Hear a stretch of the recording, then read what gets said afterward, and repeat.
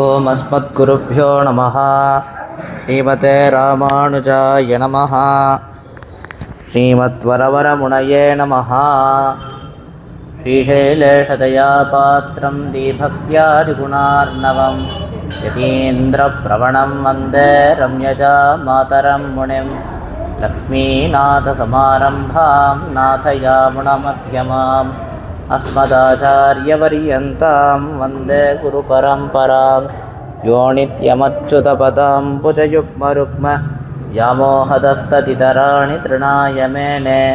అస్మద్గురోర్భగవతోస్య దయైకసింధోః రామానుజస్య చరణౌ శరణం ప్రపద్యే. మాతాపితా యువతయస్తనయా విభూతిః సర్వం యదేవ నియమేన మదన్వయానాం. ఆద్యస్య నః కులపతేర్వకులాభిరామం శ్రీమత్తదంఘ్రియుగళం ప్రణమామి మూర్ధ్నా. భూతం సరశ్చ మహదాక్వయ భట్టనాథ శ్రీభక్తిసారకులశేఖరయోగివాహాన్ భక్తాంఘ్రిరేణుపరకాళయతీంద్రమిశ్రాన్ శ్రీమత్పరాంకుశమునిం ప్రణతోస్మి నిత్యం. నీళాతుంగస్తనిగిరితటే సుప్తముద్బోధ్య కృష్ణం పారార్థ్యం స్వం శృతిశతశిరసిద్ధమధ్యాపయంతే. సోచ్ఛిష్టాయాం స్రజినిగళితం జాబలాత్కృత్య భుంక్తే. గోదా తస్యై నమయితమిదం భూయ ఏవాస్తు భూయః. అన్నవయల్ పుదువయాండాళరంగర్కే பண்ண திறப்பாவை பல்பதியம் இன்னிசையால் பாடிக் கொடுத்தாள் நற்பாமாலை. பூமாலை சூடிக் கொடுத்தாலை சொல்ல சூடிக் கொடுத்த சுடர் கொடிய தொல்பாவை பாடியருளவல்ல பல்வளையாய். நாடேனி வேங்கடவர்க்கென்ன விதி என்ன இம்மாத்தம் நாம் கடவா வண்ணமே நல்கு. శ్రీమత్కృష్ణ సమాహ్వాయ నమో యామున సూనవే. యత్కటాక్షైకలక్ష్యాణాం సులభ శ్రీధర సదా. శ్రీమద్వేదమార్గ ప్రతిష్టాపనాచార్య ఉభయ వేదాంత ప్రవర్తకాచార్య శ్రీమద్ పరమహంస పరివ్రాజకాచార్యులైనటువంటి శ్రీ ఇదిగిరితిరాజ నారాయణ రామానుజ జీయర్ స్వామి యొక్క విశేషమైన అనుగ్రహం చేత ధనుర్మాస ఉపన్యాసమాల అనేటువంటి కార్యక్రమం ద్వారా గోదాదేవి అనుగ్రహించిన తిరుప్పావి అనేటువంటి గ్రంథాన్ని అనుభవించుటకై మనం అందరం ఇక్కడ చేరి ఉన్నాము. ముందు తెలిపినటువంటి అంటే ఇప్పుడు 6వ పాసురం నుంచి 15వ పాసురం వరకు ఏ క్రమంలో ఉందంటే ఒక్కొక్క గోపికగా నిద్ర లేపుకొని అందరూ కలిసి ఆ కృష్ణ పరమాత్మ దగ్గరికి వెళ్తున్నారు. ఇప్పుడు ఆ క్రమంలో ఈరోజు 12వ పాసురం. ముందుగా పాసురాన్ని అనుసంధానం చేసుకొని దాని యొక్క ప్రతిపదార్థాన్ని దాంట్లోని విశేషార్థాలన్నింటినీ అనుభవిస్తాం. கணைத்திலங்கத்தருமை கண்ணுக்கிறங்கே நினைத்து முலவடியே நின்று பால் சோரா. அனைத்தெல்லும் சேராக்கும் நற்செல்வந்தங்காய் பணித்தலவேழனின் வாசல் கடைபத்தி. சினத்தினால் தென்னிலங்கை கோமானை செத்தார் மனத்து கினியானை பாடவும் நீவாய் திறவாய். இனித்தான் இடிந்திராய் ஈதன்ன பேருறக்கம் அனைத்தில்லத்தாரும் அறிந்தேలోరెంబావాయ్. ఇప్పుడు ఈ పాసురంలో లేపేటువంటి గోపిక ఎటువంటిది అంటే ఎలాగ శ్రీరామావతారంలో వచ్చేసి రామచంద్రమూర్తిని ఆ లక్ష్మణుడు ఏనాడో విడవకుండా ఎప్పుడు కూడా ఉన్నాడో ఆ విధంగా కృష్ణ కైంకర్యాల్లో నిరతుడుగా ఉండేటువంటి యొక్క బాలుడి యొక్క చెల్లెలుగా ఉంది ఈ పాసురంలో లేపేటువంటి గోపిక అని చెప్పేసి ఇక్కడ తెలుపుతున్నారు. అంటే నర్చల్వంతంగా అని చెప్పేసి పాసురంలో చూపిస్తున్నారు. అంటే అటువంటి ఆ కృష్ణ కైంకర్యం అనేటువంటి సంపదను పొందిన అటువంటి వాడి యొక్క చెల్లెలు అని చెప్పేసి ఇక్కడ చూపిస్తున్నారు. ఇప్పుడు దీంట్లోని అర్థతాత్పర్యాలన్నింటినీ ముందుగా ప్రతిపదార్థాన్ని మనం అనుభవిస్తాం. ఇళం లేత వయస్సు గల కండ్రు దూడలను గల ఎరుమై గేదెలు కణైత్ తమ వద్ద పాలు పితుకువారు లేనందున అరిచి కన్నుక్ తన దూడల పట్ల ఇరంగి దయచూపి నినైత్ తన దూడ తన వద్ద పాలు తాగుచున్నట్లు తలచి ములవడియే తన పొదుగు నుండి నిన్నే నిలచి పాలు స్రవింపగా ఇల్లం ముంగిటిని సేరాక్కం వరదగా చేయుచున్న నర్చల్వన్ గొప్ప సంపదను గలవాణి యొక్క తంగాయ్ చెల్లెల పని మంచు తలపై వీళ్ళ పడుచుండగా నీ వాసల్ కడై వాకిటి గడపను పత్తి పట్టుకొని చినత్తినాల్ కోపము చేత తెన్నిలంగై అందమైన లంక యొక్క కోమానై ప్రభువకు రావణుణ్ణి సెత్త సంహరించిన మనత్తెక్కినియానై మనస్సుకు ప్రియమైన వాడుకు శ్రీరాముని పాడినను నీవు వాయితిరవాయ్ నోరు తెరచి మాట్లాడవు ఇనిత్తాన్ ఇంకను విడిందిరాయ్ లేవకుండానున్నావు ఇది ఎన్న పేరు రక్కం ఏమి పెద్ద నిద్ర అణైతిల్లతారం అన్ని ఇండ్లవారును అరింద్ మా రాకను తెలుసుకునిరి ఏలో రెంబావాయ్ అని చెప్పేసి ఈ పాసురం యొక్క ప్రతిపదార్థం ఉంది. ఇప్పుడు దీంట్లోని విశేషార్థాలన్నింటినీ ఒక్కొక్కటిగా నిదానంగా మనం వచ్చేసి అనుభవిద్దాం. మనం అవతారిక ప్రకరణంలో చూసాం.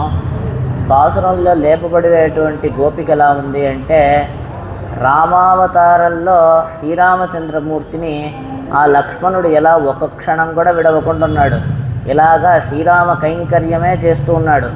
ఆ విధంగా కృష్ణుణ్ణి ఒక్క సెకండ్ కూడా వదలకుండా, ఒక్క క్షణం కూడా కృష్ణుణ్ణి వదలకుండా ఆ కృష్ణ కైంకర్యంలోనే నిమగ్నుడై ఉండేటువంటి వాడి యొక్క చెల్లెలన్నమాట ఈ పాసురంలో లేపబడేటువంటి గోపిక. అటువంటి గోపికని ఇక్కడ నిద్ర లేపుతున్నారు. ఇది దీని యొక్క అవతారిక. ఇప్పుడు దీంట్లో చెప్పబడినటువంటి అర్థాలన్నింటినీ అనుభవిద్దాం. కణైత్ అంటే అరుస్తోంది అని, శబ్దిస్తోంది. ఎందుకు ఆ ఆవులన్నీ అరుస్తోందంట. ఎందుకయ్యా ఆవులన్నీ అరుస్తోంది అంటే, ఏం లేదు, దానికి పాలు పితకడానికి ఎవరు లేరు, ఆ భారం తాళలేక ఆ శ్రమ చేత అది ఓను అరుస్తోంది అని చెప్పేసి ఇక్కడ చూపిస్తున్నారు. ఇళంకత్తెరుమై, ఇప్పుడు విషయం ఏంటంటే, దానికి కొద్దిగా వయసు అయి ఉంటే కూడా కొద్దిగా ఓర్చుకోగలదు. అలా కాదు, లేత వయస్సు కలిగినటువంటి ఆవులు అనమాట. లేత వయస్సులో ఉండేటువంటి ఆవులు కావడం చేత అది ఓర్చుకోలేకపోతోంది. ఆ భారం తాళలేక ఆ శ్రమ చేత ఓ అని చెప్పేసి అరుస్తోంది. కన్నెక్కిరంగి అంటే, ఈ భారం అయినా ఉండని, ఈ శ్రమమైనా ఉండని, దీనికి బాధ ఏందో తెలుసా? అరే, ఆ దూడలు ఇంకా రాలేదే, ఇంకా పాలు తాగలేదే, దానికి పాపం ఆకలేస్తూ ఉంటుంది, అదేమైపోతుందో అని చెప్పేసి దీనికి అంత బాధ, అది తాళలేక అది అరుస్తోంది అని చెప్పి. ఏ విధంగా అంటే, భగవంతుడు తమ ఆశ్రితుల పట్ల ఎలా ఉంటాడో దానికి నిదర్శనంగా ఉంది అని చెప్పేసి తెలుపుతున్నారు. అంటే ఏం లేదు, ఆ ఆవు వచ్చేసి పరమ దయతో తన దూడలకి ఎలా పాలిస్తుందో అదేవిధంగా భగవంతుడు కృప చేసి భాగవతోత్తములందరినీ, అంటే తన యొక్క ఆశ్రితులందరినీ స్వామి అనుగ్రహిస్తున్నాడు. అంటే ఆ దూడలకి ఆ ఆవులు ఎలా పాలిస్తుందో అదేవిధంగా మన మీద కృప చూపి స్వామి అనుగ్రహిస్తున్నాడు, దానికి ఇది నిదర్శనంగా ఉంది అని చెప్పేసి తెలుపుతున్నారు. అదేవిధంగా ఇది ఇంకో విషయానికి కూడా నిదర్శనంగా ఉంది. ఏంటంటే, ఆచార్యవర్యులు ఎలాగా పరమ కృపచేత తమ శిష్యులకి విశేషమైన అర్థాలన్నింటినీ బోధిస్తారు, ఆ విధంగా ఈ ఆవులు కూడా ఎంతో దయచూపి తమ దూడలకి పాలిస్తోంది అనేటువంటి విషయాన్ని ఇక్కడ చూపిస్తున్నారు. ఆ విధంగా ఆ దూడలు ఇంకా రాలేదే అని బాధపడుతోంది. అలా బాధపడుతూ దానివల్ల ఏమైందంటే, ఇప్పుడు దీంట్లో ఇంకో విషయాన్ని చూపిస్తున్నారు. ఇప్పుడు ఆ పాలు పితకలేదు అనేటువంటి దానికి ఆ ఆవు వచ్చేసి ఎంత శ్రమ పడుతోంది. ఒక్కచోట అలా నిలబడలేక, ఆ భారాన్ని తట్టుకోలేక అంత శ్రమ పడుతోంది. అమ్మా, నువ్వు నిద్రలేదు కదా, నువ్వు నిద్ర లేవలేదు, ఆ కృష్ణుడి దగ్గరికి ఎప్పుడు పోతాం, కృష్ణుడి దగ్గరికి పోవాలి, ఆలస్యం అయిపోతుంది అని చెప్పేసి ఆ ఆవు ఏ విధంగా అయితే ఆ భారాన్ని తట్టుకోలేక శ్రమ పడుతోందో, మేము కూడా నువ్వు రాలేదే అని చెప్పేసి అంత శ్రమ పడుతున్నాం, ఒక్క చోట్ల నిలవలేకపోతున్నాం, అంత శ్రమగా ఉందమ్మా మాకు అని చెప్పేసి చూపిస్తోంది. ఆ విధంగా నినైత్తుములబడియే, ఇప్పుడు ఇలాగా భారాన్ని తాళలేక దాని యొక్క భావన ప్రకర్షం అంటే ఆ దూడ వస్తే బాగుండు, అది వచ్చి పాలు తాగితే బాగుండు, అలా నోరు పెట్టి అలా పాలు తాగితే బాగుండు అని చెప్పేసి దాన్నే అనుకుంటూ ఆ భావన ప్రకర్షణ చేత నిజంగానే దూడలు వచ్చినట్టు, నిజంగానే అది పాలు తాగుతున్నట్టు అది భావించి అది అలాగే పాలు ఇవ్వసాగిందనమాట. అలాగే పాలు స్రవించిందనమాట. అలాగ పొదుగు నుంచి పాలు అదే కారిపోతూ ఉందన్నమాట. ఆ విధంగా నినైత్యముల వెళ్ళియే అని చెప్పేసి ఇక్కడ చూపిస్తున్నారు. ఇప్పుడు ఒకటి పాలు వచ్చేసి దూడ నోట్లోకైనా పోవాలి, లేకపోతే పితికేటువంటి వాడి చేతి ద్వారా ఆ పాత్ర లోపలికైనా పోవాలి. రెండూ కాకుండా మొత్తం నేల మీదే పడిపోతుంది ఇక్కడ అని చెప్పేసి ఇక్కడ చూపిస్తున్నారు. నిన్ను బాల్చోరా, ఆ పాలు ఊరికి అలా పడిపోయి ఆగిపోవడం కాదు, నిరంతరంగా అలాగే పడుతూ ఉంది. అంటే దాని యొక్క భావన మారకుండా ఉండడం చేత ఆ భావన ప్రకర్షం అంటే నిజంగానే దూడ వచ్చింది పాలు తాగుతోందని చెప్పేసి ఆ భావన దానికి మారనే లేదు. కాబట్టి ఆగకుండా పాలలా కారుతానే ఉంది. ఎలాగ ఉందంటే తిరుమల కొండపైన ఎన్నో దారులన్నీ ఉన్నాయి, కుమారధార మొదలైనటువంటి ఎన్నో దారులన్నీ ఉన్నాయి. ఆ విధంగా అక్కడ ఎలాగ జలప్రవాహం ఎలా ఉంటుందో ఆ విధంగా ఇక్కడ పాలు ప్రవహిస్తోంది, పాలు కారుతోంది అనేటువంటి విషయాన్ని ఇక్కడ చూపిస్తున్నారు. అలా పడుతూ ఉంటే ఇక్కడ ప్రశ్న ఏందండి, దూడలకు వచ్చేసి పాలు పితకలేదంట, దానివల్ల దానికి శ్రమ అంట, ఆ శ్రమని తాళలేక నిజంగా దూడలేదో వచ్చేసినట్టే అది తెలుస్తోందంట. అది అలా తలచి అదే పాలు అలాగే ఇవ్వసాగింది, కారుతోంది అని చెప్తున్నారే. అసలు ఆ ఆవులకి ఎందుకు పాలు పితకలేదు? ఎందుకు పితకలేదు అంటే ఏం లేదు, ఈ పాసురంలో లేపేటువంటి గోపిక యొక్క అన్న ఎటువంటి వాడంటే కృష్ణ కైంకర్య నిరతుడు, కృష్ణ కైంకర్యంలో నిమగ్నమై ఉండేటువంటి వాడు. ఇప్పుడు అతని యొక్క జాత్యుచితమైన ధర్మం ఏంటంటే గోవుల్ని సంరక్షించడం, దాన్ని అలా మేతకు తీసుకొని వెళ్ళి రావడం, దానికి పాలు పితకడం, ఆ పాలనంతా మంచిగా పెరుగు చేసి నెయ్యి చేసి దాంట్లో నుంచి అన్నీ తీసుకొని వెన్న చేసుకొని దాన్ని అంతా వెళ్ళి అమ్ముకొని రావడం, ఇవన్నీ అతనికి జాతికి ఉచితమైనటువంటి ధర్మములు. ఆ యొక్క గోపవంశంలో ఉండేటువంటి వాళ్ళకి తగినటువంటి ధర్మములు ఇవన్నీ ఉండగా అతను ఇవన్నీ వదిలిపెట్టేసి కృష్ణుడి వెనకాలే తిరుగుతున్నాడు అని చెప్పేసి ఇక్కడ చూపిస్తున్నారు. ఇప్పుడు ఇలాగ ఉండొచ్చా, మన యొక్క ధర్మానుష్ఠానాన్ని వదిలేసి ఉండొచ్చా అంటే రెండు విషయాలు ఇక్కడ చూపిస్తున్నారు. ఒకటేమో సామాన్య ధర్మము, ఒకటేమో విశేష ధర్మము. ఇప్పుడు ఇతని యొక్క వర్ణానికి తగిన విధంగా ఆ పాలు పితకడం, అవన్నీ అమ్ముకొని రావడం, గోవుల్ని సంరక్షించడం, ఇవన్నీ అతని యొక్క వర్ణాశ్రమ ధర్మానికి తగిన విధంగా ఉంది, అతని యొక్క జాతికి ఉచితమైనటువంటి విషయంగా ఉంది. కానీ ఇవన్నీ సామాన్య ధర్మము. ఎప్పుడంటే కృష్ణ కైంకర్యం అనేటువంటిది విశేషమైన ధర్మము. ఎప్పుడైనా సామాన్య ధర్మము విశేష ధర్మము ఒకే కాలంలో ఆచరించడానికి అని చెప్పి వస్తే సామాన్య ధర్మాన్ని పక్కన పెట్టేసి విశేష ధర్మానుష్ఠానాన్ని ఆచరించాలి అనేటువంటి విషయాన్ని ఇక్కడ చూపిస్తున్నారు. ఇప్పుడు అదేవిధంగా అంటే భగవంతుడి యొక్క కైంకర్యం అనేటువంటిది అంత ఉత్తమమైనటువంటిది, అంత విశేషమైనటువంటిది.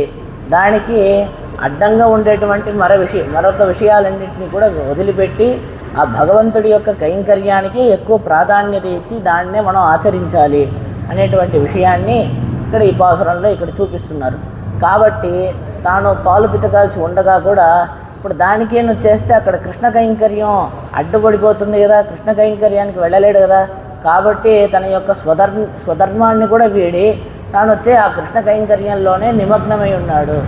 అటువంటి వాడి యొక్క చెల్లెలు ఈమె అని చెప్పేసి ఇక్కడ చూపిస్తున్నారు. అంటే ఈమెకి గుర్తేందో తెలుసా? ఏం లేదు, ఒక అబ్బాయి ఉంటాడు, కృష్ణుడితో పాటు అస్తమానం తిరుగుతూనే ఉంటాడే, అటువంటి వాడి చెల్లెలమ్మ ఈమె అని చెప్పేసి చూపిస్తారు చూడండి. ఆ విధంగా ఇక్కడ చూపిస్తున్నారనమాట. అటువంటి మంచి కైంకర్య నిరతుడి యొక్క చెల్లెలు కావడం చేత కొనియాడు తగినటువంటిది గోపిక అని చెప్పేసి ఇక్కడ చూపిస్తున్నారు.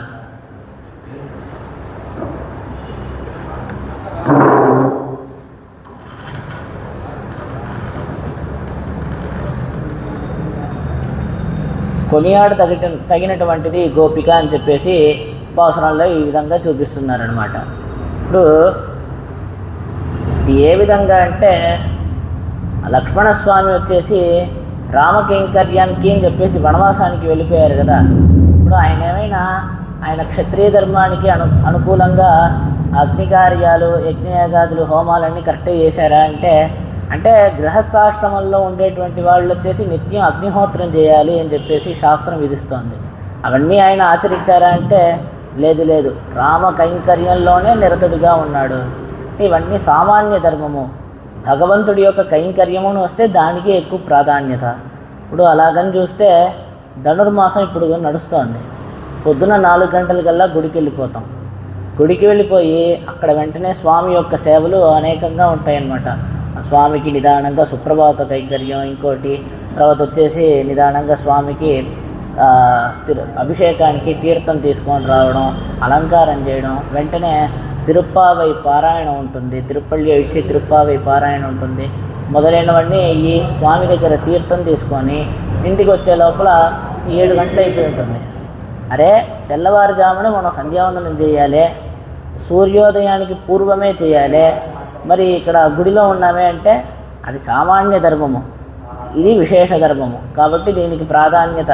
కాబట్టి స్వామి యొక్క కైంకర్యాన్ని మనం కైంకర్యంలోనే నిమగ్నమై ఉండాలి అనేటువంటి విషయాన్ని ఇక్కడ చూపిస్తున్నారు. అంటే ఈ సామాన్య ధర్మాలంటే ఈ వర్ణాశ్రమ ధర్మాలన్నీ ఏంటంటే అంతర్యామిగా ఉండేటువంటి ఆ భగవంతుడిని ఆరాధించడం అనమాట. ఏ కర్మములు ఊరికే ఒట్టి కర్మములు కాదు, సకల అంటే అన్ని విధాలైనటువంటి కర్మముల ద్వారా ఆరాధింపబడేటువంటి వాడు ఆ భగవంతుడే అనేటువంటి విషయాన్ని చూపిస్తున్నారు. అలాగ ఉండేటువంటి ఆ భగవంతుడు కాబట్టి అలా అంతర్యామిగా ఉండేటువంటి భగవంతుడిని ఆరాధించడం ఉంచండి. కళ్ళెదుటనే నేరుగా స్వామి ఉండేటప్పుడు ఆయన దగ్గర కదండి వెళ్ళి మనం కైంకర్యం చేయాలి. కాబట్టి భగవంతుడి యొక్క కైంకర్యంలో నిమగ్నమై ఉండాలి అనేటువంటి విషయాన్ని ఇక్కడ చూపిస్తున్నారు. అలాగా ఆ లక్ష్మణస్వామి వచ్చేసి తన క్షత్రియ ధర్మానికి అనుకూలంగా అగ్నికార్యం అంతా కూడా చేయకుండా ఏ విధంగా అయితే కైంకర్యంలోనే నిమగ్నమై ఉన్నాడో అదేవిధంగా ఇతని యొక్క జాత్యుచితమైనటువంటి ధర్మానుష్ఠాన్ని కూడా వీడి కృష్ణ కైంకర్యంలో నిమగ్నమై ఉన్నాడు. ఏం లేదు, వనవాసానికి బయలుదేరుతూ ఉంటారు శ్రీరామచంద్రమూర్తి కూడా. లక్ష్మణుడు కూడా వస్తాను చెప్పేసి కూడా వస్తూ ఉంటే నువ్వు తిరిగి వెళ్ళిపో, నీకు మంచి ఐశ్వర్యం, లోకల్లో ఉండేటువంటి ఐశ్వర్యం అంతా ఇస్తాను. లేదు, మీరు లోకల్లో ఉండేటువంటి ఐశ్వర్యం మొత్తం ఇచ్చినా కూడా నేను ఎక్కడికి తిరిగి వెళ్ళను అనేటువంటి విషయాన్ని చెప్తారు. నా దేవలోకాక్రమణం నా అమరత్వం అహం వృణే అని చెప్పేసి ఇక్కడ చూపిస్తున్నారనమాట. శ్రీరామాయణంలో నుంచి వచనం. మీరు నాకు అమరత్వం ఇచ్చినా, ఆ దేవలోకాన్ని ఇస్తా అన్నా, పరమపదాన్నే ఇస్తా అన్నా, లోకల్లో ఉండేటువంటి అన్ని ఐశ్వర్యాలు ఇస్తా అన్నా, దేన్ని ఇస్తా అన్నా కూడా నాకేది వద్దు, నాకు మీ కైంకర్యమే కావాలి, శ్రీరాముడే పరమప్రాప్యం అని చెప్పేసి ఆ లక్ష్మణుడు ఎలా ఉన్నాడు ఆ విధంగా ఉండేటువంటి గోపబాలుడు అనేటువంటి విషయాన్ని ఇక్కడ చూపిస్తున్నారు. ఈ విధంగా తర్వాత వచ్చేసి ఈ విధంగా ఉండేటువంటి ఆ గోపబాలుడు ఏ విధంగా అయితే విభీషణుడు పరిత్యక్తామయా లంక మిత్రాణిచ ధనానిచ అని చెప్పేసి ఆ రావణాసురుడికి ఎన్నో మంచి మాటలన్నీ చెప్పి చూస్తాడు. ఆయన చెప్పిన మాట వింటాడా అంటే ఆయన విన్నాడా? ఇతన్నే అవమానం చేస్తాడు విభీషణుడినే. కాబట్టి ఆ లంకారాజ్యాన్ని అందరినీ వదిలేసి ఈ పక్కకి రాముడిని ఆశ్రయించడానికి అని చెప్పేసి వస్తాడు. అలా వచ్చినప్పుడు తెలిపేటువంటి మాట ఏంటంటే ఈ రాముడిని వచ్చి ఆశ్రయించడానికి ఏవన్నీ అడ్డంగా ఉన్నాయి అంటే ఆ లంకారాజ్యం అడ్డంగా ఉంది, అక్కడ ఉండేటువంటి బంధుమిత్రులు అడ్డంగా ఉన్నారు, అక్కడ ఉండేటువంటి ధనం అడ్డంగా ఉంది. కాబట్టి భగవంతుణ్ణి చేరడానికి ఏవేవి అడ్డంగా ఉన్నాయో, ప్రాప్య విరోధులు ఏవేమి ఉన్నాయో, ప్రాప్యం అంటే మనకు ఆ భగవంతుడే, పొందదగినటువంటి విషయాన్నే ప్రాప్యం అని అంటారు. మనం పొందదగినటువంటి విషయం ఏంటంటే ఆ భగవంతుడే పొందదగినటువంటి విషయం. కాబట్టి దానికి విరోధంగా ఉండేది ఏవేవి ఉన్నాయో దాన్నంతా నేను వదిలేశాను, ప్రాప్యాంతరములన్నింటినీ వదిలేశాను, ప్రాప్య విరోధులన్నింటినీ కూడా వదిలేశాను. శ్రీరామ నువ్వే నాకు గతి అని చెప్పేసి వచ్చి నిన్ను ఆశ్రయించి ఉన్నాను అని చెప్పేసి ఆ విభీషణుడు ఎలా తెలిపాడో అదేవిధంగా భగవంతుడి యొక్క కైంకర్యానికి విరోధంగా ఉండేటువంటి విషయాలన్నింటినీ కూడా ఇప్పుడు ఇతను పాలు పితకడానికి వస్తే ఆ యొక్క కైంకర్యం మధ్యలో ఆగిపోతుంది కదా, ఆ కైంకర్యాన్ని ఇతను చేయలేడు. కాబట్టి అలా పోకుండా దాన్ని కూడా వదిలిపెట్టి, స్వధర్మాన్ని కూడా వదిలిపెట్టి ఆ కృష్ణ కైంకర్యంలో నిమగ్నమై ఉన్నాడు అనేటువంటి విషయాన్ని ఇక్కడ చూపించారు. ఇప్పుడు ఈ విధంగా ననైతిల్లం సేరాకం అంటే ఆ పాలు ఒకటి పాత్రలో అయినా పోవాలి, లేకపోతే ఆ దూడ నోట్లో అయినా పోవాలి. అలా కాకుండా మొత్తం నేల మీదే పడిపోతుంది. ఆ నేల మీద పడినటువంటి పాలుని ఆవు అలా అలా తొక్కుతోంది. అలా తొక్కడం చేత మొత్తం బురదైపోయిందనమాట. ఇలాగ మొత్తం బురదైపోయిందమ్మా, కాబట్టి మేము లోపలికి కూడా రాలేకుండా ఉన్నాము, బయటే నిలబడిపోయి ఉన్నాము అనేటువంటి విషయాన్ని ఈ గోపికలందరూ తెలుపుతారు. తెలిపి నర్చల్వన్, ఇప్పుడు నర్చల్వన్ అంటే మంచి సంపద కలిగినటువంటి వాడు, అపారమైన ఐశ్వర్యం కలిగినటువంటి వాడు అని చెప్పేసి. ఇక్కడ సంపద అని చెప్పేసి దేన్ని చెప్తున్నారు, ఐశ్వర్యం అని చెప్పేసి దేన్ని చెప్తున్నారంటే ఏం లేదు, ఒక కాలంలో అలా ఉంటుంది, అంత మంచి ఐశ్వర్యం అంతా ఉన్నట్టు ఉంటుంది, ఇంకో కాలంలో మొత్తం మాయమైపోయి ఉంటుంది. అటువంటి ఐశ్వర్యాన్ని ఇక్కడ చెప్పడం లేదు. భగవంతుడి యొక్క కైంకర్యం అనేటువంటి ఐశ్వర్యాన్ని, ఆ కృష్ణుడికి సేవ చేసుకోవడం ఉందే, ఆ కృష్ణ సేవనే ఇక్కడ వచ్చేసి ఐశ్వర్యంగా తెలుపుతున్నారు.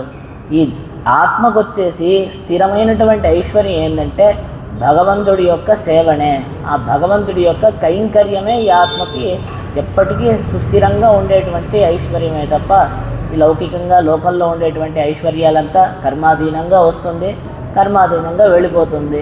ఒక కాల విశేషంలో ఉంటుంది, ఇంకో కాల విశేషంలో మాయమైపోయి ఉంటుంది. కాబట్టి ఇవన్నీ అసలు ఐశ్వర్యమే కాదు, ఆ భగవంతుడి యొక్క కైంకర్యమే, పరమ భాగవతోత్తములకి మనం చేసుకునేటువంటి ఆ కైంకర్యమే ఈ ఆత్మకి ఎప్పటికీ స్థిరంగా ఉండేటువంటి ఐశ్వర్యము అని చెప్పేసి ఇక్కడ చూపిస్తున్నారు. కృష్ణన్ తిరువడిகளில் నిరంతర సేవై అని చెప్పేసి ఇక్కడ చూస్తున్నారు. అంటే ఆ కృష్ణుడి యొక్క శ్రీచరణముల్లో నిరంతరంగా సేవ చేసుకునేటువంటి భాగ్యం ఉందే, అదే ఇక్కడ ఐశ్వర్యము అని చెప్పేసి తెలుపుతున్నారు. లక్ష్మణో లక్ష్మీ సంపన్న ఇంగిరబడియే కైంకర్య లక్ష్మీరే ఇవాత్మావుక్ నిలనిన్న సంపత్. అంటే లక్ష్మణుడు ఎలా ఉన్నాడంటే రాజ్యాన్నంతా వదిలేసి నాకెవరూ వద్దు, ఆ రామ కైంకర్యమే కావాలి అని చెప్పేసి ఒట్టి చేతులతో రాముడి వెనకాల వెళ్ళిపోయాడు. అటువంటి వాడిని లక్ష్మీ సంపన్న అంటున్నారు. అంటే చిన్న వయసు నుంచే రాముడు దగ్గర అటువంటి ఒక ఆప్యాయత కలిగి ఉన్నాడు. ఒక్క క్షణం కూడా రాముడి దగ్గర నుంచి అలా విడతీయలేనటువంటి అనుబంధం కలిగి ఉన్నాడు. ఆ రామ కైంకర్యంలోనే నిమగ్నమై ఉన్నాడు. అటువంటి ఆ లక్ష్మణుడిని చూసి చేతిలో ఏం లేకుండా పోతున్నాడే అలాగ వనవాసానికి, అటువంటి వాడిని ఎవరైనా సంపద కలిగిన వారు అని చెప్పేసి చెప్తారా? కాదు. కానీ అతన్ని లక్ష్మీ సంపన్న అంటున్నారంటే ఆ కైంకర్యాన్ని పొందాడు, ఆ కైంకర్య లక్ష్మిని పొందాడు, అదే స్థిరమైనటువంటి ఐశ్వర్యము అని చెప్పేసి ఇక్కడ తెలుపుతున్నారు. అదేవిధంగా ఇక్కడ ఈ పాసురాల్లో మనం చూస్తూ ఉంటే అతనికి పాలు చక్కగా పితికి ఆ పాలంతా అమ్ముకోవడానికి, ఐశ్వర్యం చేసుకోవడానికి అవకాశం ఉండగా ఆ పాలుని పెరుగుగా చేసి అమ్ముకోవచ్చు, దాన్ని బాగా చిలికి దాంట్లో నుంచి వెన్న తీసి వెన్నని అమ్ముకోవచ్చు, దాన్ని బాగా కాచి దాంట్లో నుంచి నెయ్యి తీసి నెయ్యిని అమ్ముకోవచ్చు. ఇవన్నీ అమ్ముకొని ఎంతో ఐశ్వర్యాన్నంతా సంపాదించుకోవడానికి అవకాశం ఉండగా మొత్తాన్ని వదిలేసి ఆ పాలంతా నేలపాలైపోతుంది, నేల మీద పడిపోతుంది. అటువంటి వాడిని చూసి మంచి సంపద కలిగిన వాడు, మంచి ఐశ్వర్యవంతుడు అంటున్నారంటే కృష్ణుడి యొక్క సేవ అనేటువంటి ఐశ్వర్యాన్ని పొందినవాడు. ఏ విధంగా లక్ష్మణుడు వచ్చేసి రామ కైంకర్యాన్ని చేసి లక్ష్మీ సంపన్న అని చెప్పేసి మనం కీర్తిస్తున్నామో ఆ విధంగా కృష్ణ కైంకర్యం చేస్తూ ఆ కృష్ణుడి యొక్క సేవ అనేటువంటి ఐశ్వర్యాన్ని పొందినటువంటి వాడు అని చెప్పేసి ఇక్కడ చూపిస్తున్నారు. అటువంటి పరమ భాగవతోత్తముడి యొక్క తంగాయ్, అటువంటి వాణి యొక్క చెల్లెలా అని చెప్పేసి ఈమెను పిలుస్తున్నారు. అంటే అటువంటి వాణి యొక్క సంబంధం ఉండడమే అంత విశేషమైన విషయం. ఆయన యొక్క చెల్లెలు అంటే నువ్వు ఎంత కొనియాడదగినటువంటి దానివి అని చెప్పేసి ఈమెను కీర్తిస్తున్నారనమాట. ఎలాగంటే ఆ రావణాసురుడి దగ్గర నుంచి అంతా వదిలేసి ఆ లంకని మొత్తం బంధుమిత్రుల్ని అందరినీ వదిలేసి విభీషణుడు ఈ తట్టుకు వచ్చి ఆ శ్రీరాముడిని శరణ వేడుతాడు కదా, శరణాగతి అనుష్ఠిస్తాడు శ్రీరాముడి యొక్క శ్రీచరణముల్లో. అప్పుడు వచ్చేసి చెప్తాడు, నేను ఎంత పాపిని తెలుసా, నేను ఎంత దుష్టుడిని తెలుసా అని చెప్పేసి ఆయన్ని చెప్పుకుంటూ పరమ దుష్టుడైనటువంటి రావణాసురుడు అన్నాడు కదా, ఆ రావణాసురుడి యొక్క తమ్ముడినయ్యా నేను. అంటే తమ్ముడు అంటే ఏంటో తెలుసా, అతను వచ్చేసి ఆ గర్భంలో ఉండి మొత్తం దాన్నంతా దోషంగా చేశాడు, దూషితం చేశాడు. అటువంటి గర్భంలో నేను మళ్ళీ ఉండేసి వచ్చాను కదా, ఆ దోషాన్నంతా కూడా కలిపి నేను తీసుకొని ఇంకా దుష్టుడుగా వచ్చానయ్యా, నేను అంత దుష్టుడిని అని చెప్పేసి ఆయన చెప్పుకుంటున్నాడు. అంటే ఇది ఒట్టి దోషానికి మాత్రమే వర్తిస్తుందా? మంచి విషయాలకు కూడా వర్తిస్తుంది కదా. ఆ విధంగా కృష్ణ కైంకర్య నిమగ్నుడై ఉండేటువంటి ఇతని యొక్క చెల్లెలు అంటే ఏందో తెలుసా? అతను ఆ గర్భంలో ఉండి దాన్ని ఎంత వైభవం పరిచాడో ఆ విధంగా ఆ సుకృతినంతా కలుపుకొని, ఆ మంచినంతా కలుపుకొని ఈమె ఇంకా గుణవంతురాలుగా వచ్చింది అనేటువంటి విషయాన్ని చెప్తూ ఈమె కూడా కొనియాడదగినటువంటిది, అటువంటి వైభవం కలిగినది అని చెప్పేసి, అటువంటి వాణి యొక్క చెల్లెలు అని చెప్పేసి ఈమెను వచ్చేసి ఇక్కడ కీర్తిస్తున్నారనమాట. అలా చెప్తూ పణిత్తలై వేళ నేను వాసల్ కడైపత్తి. ఇప్పుడు పైనేమో మంచు కురుస్తోంది, అసలే ధనుర్మాసం. అంటే ఆడిమడి కన్నా పాసురాల్లో పర్జన్య దేవుణ్ణి వీళ్ళు నియమిస్తారనమాట. నువ్వు ఈ విధంగా వర్షించాలి, ఈ విధంగా వర్షించాలి. అది చెప్పిన మాట అంతా వినేసాడు ఆయన వరుణదేవుడు. వినేసి పైనుంచి మంచి వర్షం పడుతోంది, మంచు కురుస్తోంది. కిందేమో పాలు అలాగ ప్రవహిస్తోందనమాట, పాలు మొత్తం కారుతోంది. పైనేమో వర్షము తల మీద, కిందేమో పాలు, మధ్యలో మేము ఎలా ఉన్నాం తెలుసా? ఆ కృష్ణుడి యొక్క భక్తిలో, ఆ భగవంతుడి పట్ల ఉండేటువంటి ఆ భక్తి అనేటువంటి ప్రవాహం ఉంది కదా, దాంట్లో కొట్టుకొని పోతున్నాం మేము. ఈ విధంగా పైన వర్షము, కిందేమో అంటే పైన మంచు, కిందేమో పాలు, మధ్యలో ఏమో ఆ భక్తి అనేటువంటి ప్రవాహము, అలాగ కొట్టుమిట్టాడుతున్నామయ్యమ్మా మేము. అలాగ దాంట్లో పోలేక, అంటే ఇప్పుడు మంచి ప్రవాహంలో వెళ్ళేటువంటి వాడు ఏదైనా ఒక మంచి కర్ర ఏదైనా దొరికితే ఇలా పట్టుకొని ఆగుతాడు కదా, ఆ విధంగా మీ ఇంటి యొక్క అడ్డదూలాన్ని, అడ్డుగర్రను పట్టుకొని మేము అలా పట్టుకొని నిలబడి ఉన్నామమ్మా, మీ ఇంటి గడపను పట్టుకొని అలా నిలబడి ఉన్నాం అనేటువంటి విషయాన్ని తెలుపుతున్నారు. ఇప్పుడు ఇదేమైనా నీకు బాగుందా? ఇప్పుడు ఒకడు నదిలో పడిపోయాడు, కొట్టుకొని పోతున్నాడు అంటే అలా నిలబడుకొని చోద్యం చూద్దామా? వెంటనే అతన్ని రక్షించడానికి ఏదో ఒక ప్రయత్నం చేయాలి కదా. అలా కాకుండా పోతే పోయాడని చెప్పి చూస్తుంటే ఎంత పాపము, ఎంత అపరాధము. ఆ విధంగా మేము ఈ ప్రవాహంలో కొట్టుకొని పోతున్నాము. అటువంటి మమ్మను నువ్వు వచ్చి కాపాడడానికి చూడకుండా ఏమైతే అదైందిలే అని చెప్పేసి గమ్ము పడుకొని చూస్తున్నావే, ఇది ధర్మహాని కాదా, ఇది అధర్మం కాదా అని చెప్పేసి లోపల ఉండేటువంటి గోపికని వీళ్ళందరూ ప్రశ్నిస్తారనమాట. అలా ప్రశ్నించి ఇన్ని మాట్లాడుతున్నా కూడా ఆమె మారు మాట్లాడకుండా లోపలే గమ్ముకుంటుంది. ఏమేమి చెప్తారో చెప్పని, ఏమేమి అవుతుందో అవనండి, నిదానంగా మనం చూద్దాం, అలా చోద్యం చూద్దాం అని చెప్పేసి, ఏం జరుగుతుందో చూద్దాం, తమాషా చూద్దాం అని చెప్పేసి లోపల ఆమె గమ్ము పడుకొని ఉందంట, నోరు కూడా తిరగకుండా. అప్పుడు వీళ్ళందరూ ఏం భావిస్తారంటే ఆ కృష్ణుడు ఎటువంటి వాడంటే వీళ్ళకి అంత అల్లాడబెడతారనమాట. ఈ గోపికల్ని కృష్ణుడు అల్లాడబెట్టిన విధంగా ఎవరు అల్లాడబెట్టలేదు. ఆ విధంగా ఏంలే, యమునా నదికి వెళ్ళి కుండలో అంతా నీళ్లు తీసుకొని వస్తుంటే ఆ కుండనంతా పగలగొట్టేసేది, రాయి వేసి పగలగొట్టేసేది. వెన్నై విழுங்கி வெறுங்கலத்தை வெற்பிடையிட்டு அதை நோசைகேட்கும் கண்ணபிரான் கர்த்தகல்விதன்னை కాక్క ఎల్లోము మగనై కావాయ్ అని చెప్పేసి పెరియాళ్వార్ తిరుముడి అనేటువంటి గ్రంథంలో శ్రీ విష్ణుచిత్తులు అనుగ్రహిస్తున్నారు. అంటే వెన్ననంతా తినడం కాదు, ఆ కృష్ణుడికి వెన్నంతా తినేస్తాడంట. తినిన తర్వాత ఆ పాత్ర ఉంటుంది కదా, కుండ ఉంటుంది కదా, ఖాళీ కుండ, దాన్ని తీసి కింద పోయేసి పగలగొట్టేస్తాడనమాట. ఆయనకి ఆ శబ్దం వినడం అంటే అంత ప్రియంగా ఉందన్నమాట. అంటే వెన్నంతా తినేసేయడం, ఖాళీ పాత్రని ఎత్తుకొని ఆ కుండని ఎత్తుకొని కింద వేసి పగలగొట్టేయడం. అలా పగలగొట్టేస్తే అది ఢామంటుంది. చిన్నపిల్లల్ని మనం చూస్తూ ఉంటాం, వాళ్ళకి ఏదైనా వస్తువు ఇచ్చామనుకోండి, దాన్ని వేసి కింద కొట్టేసి పక్క నవ్వుతూ ఉంటారు. ఆ విధంగా వచ్చేసి ఆ కృష్ణుడికి కూడా మొత్తం ఆ కుండలంతా పగలగొట్టేసి వెన్నంతా దొంగలించి ఎంత అల్లాడి పెడతాడంటే, ఒక ఇంటికి వెళ్ళి వెన్నని దొంగలించడానికి అని చెప్పేసి వెళ్తాడంట. ఆ వెన్నని దొంగలించడానికి అని చెప్పేసి వాళ్ళ ఇంటికి వెళ్ళి వాళ్ళ ఇంట్లో ఉండేటువంటి పాలు, వెన్న, పెరుగు అన్నీ దొంగలించేసి అంతా పూర్తిగా తినేసి అలా వెళ్ళిపోతాడు. వెళ్ళిపోయిన వెంటనే ఆ ఊర్లో ఉండేటువంటి వాళ్ళందరూ వీళ్ళ ఇంట్లో ఏదో దొంగతనం జరిగిందంట అని చెప్పేసి గుంపుగా ఇంటి దగ్గర చేస్తారు. ఎవరు అంట వీళ్ళ ఇంటి మీద పడిపోయి వీళ్ళ ఇంట్లో ఉండేటువంటి వెన్నని, పాలని అంతా తినేసి వెళ్ళిపోయారంట. అయ్యయ్యో ఏమన్యాయం అని చెప్తూ ఉంటాడు. తినేసి వెళ్ళిపోయింది కృష్ణుడు కదా, ఆయన ఏం చేస్తాడంటే వెనక దగ్గర నుంచి పారిపోయి మళ్ళీ ముందర పక్క ఉండేటువంటి జనాలు ఉన్నారు కదా, జనాల్లో ఈయన కూడా చేరిపోయి అయ్యయ్యో అవునా, ఇటువంటి దుర్మార్గమైనటువంటి పని ఎవరు చేశారు, ఇలా కూడా దొంగతనం చేస్తారా అని చెప్పేసి ఈయన చెప్తాడనమాట. ఈ విధంగా అంతా ఉన్నాడు ఆ కృష్ణుడు. ఏ విధంగా ఉన్నాడంటే ఆ గోపికల్ని ఇంత అల్లాడబెడుతున్నారే, ఈ గోపికలు మనం ఏదైనా ఒక ప్రతిక్రియ చేద్దాం, ప్రతిక్రియ చేసి ఎలాగైనా ఆ కృష్ణుడిని పట్టుకొని మన అతన్ని కట్టివేసి ఆయన్ని బుద్ధి చెప్దామంటే వాళ్ళు ఎవ్వరికి చిక్కకుండా మాయమైపోతున్నాడు. అలా చిక్కినట్టు చిక్కుతాడంట, మాయమైపోతాడు. ఆ విధంగా ఏమాత్రమూ ఆయన మీద ఏ విధమైనటువంటి ప్రతిక్రియ కూడా చేయలేకుండా ఉన్నామో అలాగా మా కడుపు మంటంతా పూసుకుంటున్నాడు. అటువంటి కృష్ణుడిని పాడితే ఏం లేదు, ఆ కృష్ణుడు వద్దు, మనం వచ్చేసి ఆ రామచంద్రమూర్తిని పాడుదాం.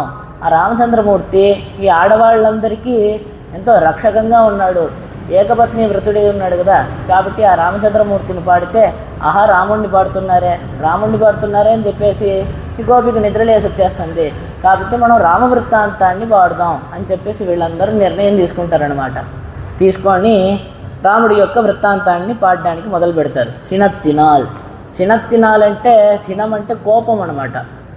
అంటే ఆయన యొక్క కోపం చేత ఆ లంకేశ్వరుణ్ణి సంహరించినటువంటి శ్రీరామచంద్రమూర్తి అనేటువంటి విషయాన్ని ఇక్కడ తెలుపుతున్నారు. కోపం చేతన అని చెప్పిన వెంటనే ఇక్కడ ఒక ప్రశ్న అడుగుతారనమాట. ఏమనంటే అసలు శ్రీరామచంద్రమూర్తికి కోపం ఉందా? ఎంత శాంతంగా ఉంటారు స్వామి, అంత ప్రశాంతంగా ఉండేటువంటి స్వామికి అసలు కోపం వస్తుందా అంటే, ఆ రాముడి యొక్క గుణాన్ని వర్ణించేటప్పుడు ఏమని చెప్తారంటే,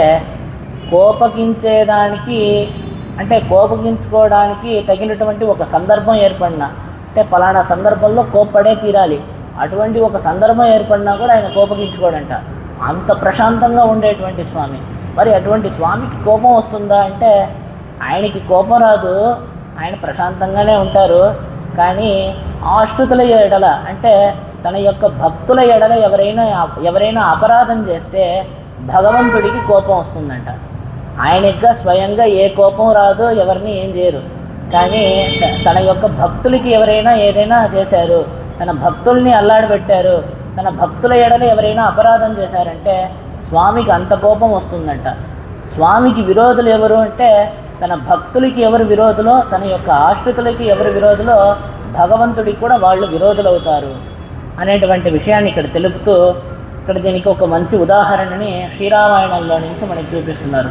తతో రామో మహాతేజ రావణేన కృతవ్రణం దృష్ట్వా ప్లవంగశార్దూలం కోపస్య వశమే ఇవాన్ అనేటువంటి విషయాన్ని చూపిస్తున్నారు. ఆ రావణాసురుడితో శ్రీరామచంద్రమూర్తి యుద్ధం చేస్తున్నాడు. ఆ రావణుడంతా బాణాలన్నీ వేస్తున్నాడు శ్రీరామచంద్రమూర్తి పైన. అవన్నీ ఆయన శరీరానికి తగిలి అంత పుండు చేస్తోంది. అలా చేస్తున్నా కూడా స్వామి ఎలా ఉన్నారంటే నవ్వుతూ ఆ రావణాసురుడితో యుద్ధం చేస్తున్నాడంట, కోపమే లేకుండా.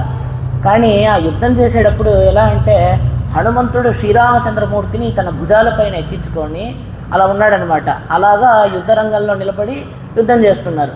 ఇప్పుడు ఏమవుతుంది, ఈ రావణాసురుడు స్వామి మీద బాణం వేయడం ఆపేసి హనుమంతుడి మీద ఒకే ఒక బాణాన్ని వేస్తాడు. అది వేసిన బాణం హనుమంతుడి యొక్క వక్షస్థలానికి ఇక్కడ గుండె మీద తగిలి చిన్న పుండు అవుతుంది అనమాట, రక్తం అలా వస్తుంది. అది వచ్చిన వెంటనే దాన్ని చూసిన వెంటనే శ్రీరామచంద్రమూర్తికి అంత కోపం వచ్చేస్తుంది. ఇంతసేపు శ్రీరాముడి మీద అన్ని బాణాలు వేసినా కూడా ఆయన అంత కోపగించుకోలేదు.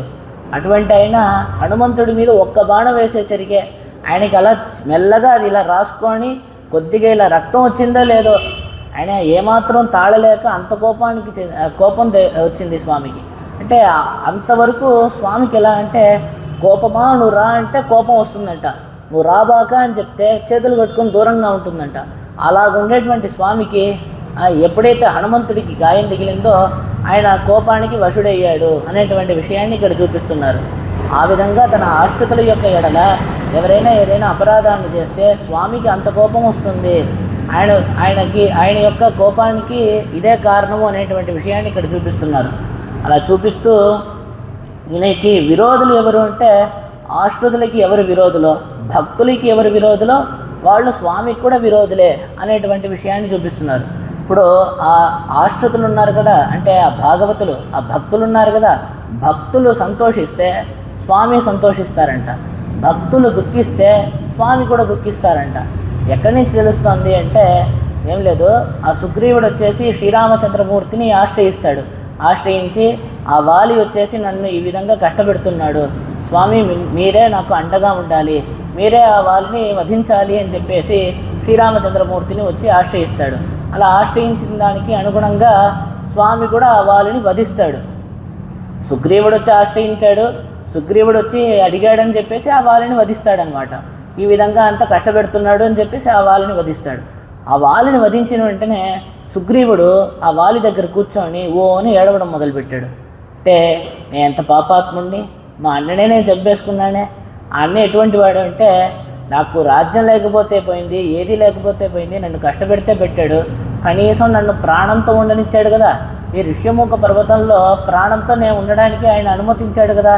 అంటే అతను రావడానికి అవకాశం లేకపోయినా నేను ఎలాగ రాముడిని పెట్టుకొని వధించానో అదేవిధంగా వేరే ఎవరినైనా పంపించి నన్ను సంహరించవచ్చు కదా, పోన్లే పాపం అని చెప్పేసి జీవించని అని చెప్పేసి నన్ను వదిలేశాడు. నేనైతే మా అన్నని కూడా ఇలా ఉండనీయకుండా ఇలాగ శ్రీరామచంద్రమూర్తిని పెట్టుకొని వధించేశానే, నేను ఎంత పాపాత్ముడిని అని చెప్పేసి సుగ్రీవుడు కూర్చొని ఏడవడం మొదలుపెట్టాడు. సుగ్రీవుడు ఎప్పుడైతే కూర్చొని ఏడవడం మొదలుపెట్టాడో అంటే ఆ యొక్క విరోధులనంతా ఎదిరించగలిగినటువంటి అంత పరాక్రమం కలిగినటువంటి ఆ స్వామి కూడా శ్రీరామచంద్రమూర్తి కూడా పక్కన కూర్చొని ఆయన ఏడవడం మొదలుపెట్టాడు ఓ అని చెప్పేసి. అంటే ఆ సుగ్రీవుడు కొంతకాలం అలా ఏడ్చేసి కళ్ళు తుడుచుకొని వెళ్ళిపోయాడు. కానీ రాముడికి దుఃఖం ఆగలేదు, ఒక ముహూర్త కాలం కూర్చొని ఏడ్చాడంట అక్కడ, అంతసేపు ఏడ్చాడు అనేటువంటి విషయాన్ని చూపిస్తున్నారు. అంటే తన యొక్క ఆశ్రుతులు ఏం చెప్తారో దాన్ని స్వామి చేస్తున్నాడు. ఆశ్రుతులు నవ్వితే నవ్వుతున్నాడు, వాళ్ళు దుఃఖిస్తే ఈయన దుఃఖిస్తున్నాడు. అంటే ఆ సుగ్రీవుడు వచ్చేసి వధించమన్నాడు, వధించేశాడు. ఇప్పుడు ఆ సుగ్రీవుడు అంటే రాముడి యొక్క భక్తుడే కదా, సుగ్రీవుడు కూర్చొని ఏడుస్తున్నాడు, స్వామి కూడా కూర్చొని ఏడ్చారు. ఆ విధంగా భగవంతుడు భక్తుల ఏడల ఆ విధంగా ఉన్నాడు అనేటువంటి విషయాన్ని ఇక్కడ చూపిస్తున్నారు. ఈయనకి విరోధులు ఎవరు అంటే భక్తులకి ఎవరు విరోధులో భగవంతుడికి కూడా వాళ్లే విరోధులు.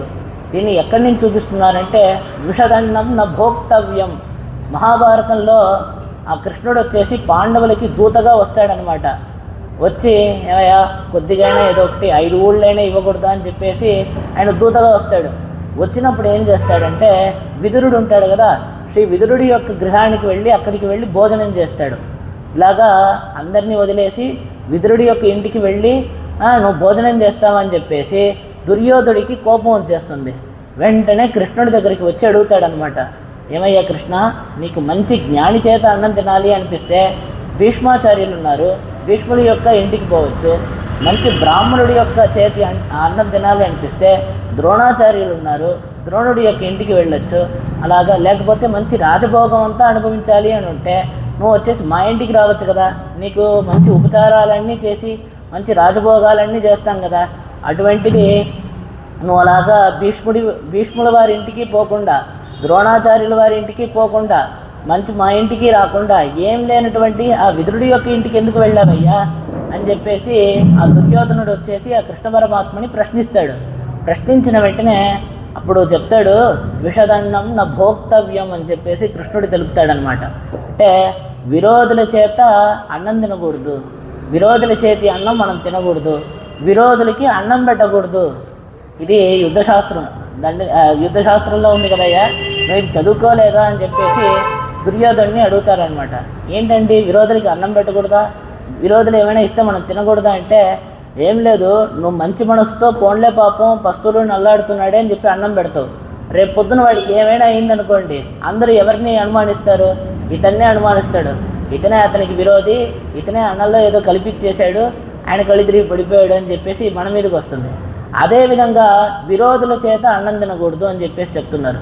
అంటే మనకి ఏదో ఇస్తున్నాడులే పాపం మంచి మనసుతో ఇస్తున్నాడని చెప్పి మనం ఏమైనా తీసుకున్నాం అనుకో, అతను ఏ ఉద్దేశంతో ఇస్తున్నాడో దాంట్లో ఏం కల్పిస్తున్నాడో మనకు తెలియదు. కాబట్టి విరోధులకి మనం అన్నం పెట్టకూడదంట, విరోధులు ఏమైనా ఇస్తే అంటే తీసుకోకూడదు, స్వీకరించకూడదు అనేటువంటి విషయాన్ని తెలుపుతున్నారు. ఈ విధంగా నీకు యుద్ధశాస్త్రం అంతా తెలుసు కదయ్యా, యుద్ధనీతి అంతా తెలుసు కదయ్యా, తెలిసి కూడా నువ్వు వచ్చేసి మీ ఇంటికి రాలేదే అని చెప్పి నన్ను అడుగుతున్నావే అని చెప్పి ఆ దుర్యోధుడిని చూసి కృష్ణుడు అడుగుతాడనమాట.